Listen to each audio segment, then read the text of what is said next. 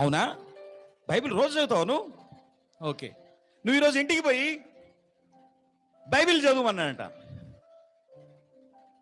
ఈమె అయ్యగారి దగ్గర అబద్ధం చెప్పింది, బైబిల్ చదవాలి ఆమె అసలే. బైబిల్కి మొత్తం దుమ్మున్నది. ఇంటికి పోయి జిప్పు తీసరికి ఆ వెండి స్పూన్ బైబిల్లో ఉన్నది. పాస్టర్ గారే తిన్న తర్వాత ఆ బైబిల్లో ఆ స్పూన్ పెట్టొచ్చిండు. ప్రైజ్ ద లార్డ్, హల్లెలూయా, హల్లెలూయా.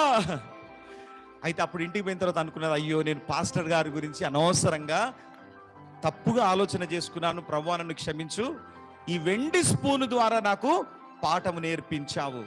నేను పాస్టర్ గారి దగ్గర అబద్ధం ఆడాను, బైబిల్ చదవకపోయినా చదువుతున్నాను అని అబద్ధం ఆడాను, నన్ను క్షమించు దేవా అని ప్రార్థన చేసుకుని ఆమె ఆ రోజు నుంచి రోజు వాక్యం చదవడం మొదలుపెట్టిందంట. రెండు చేతులు హల్లెలూయా చెప్దాం. హల్లెలూయా. ఈరోజు బైబిల్ ఉందమ్మా నీ దగ్గర?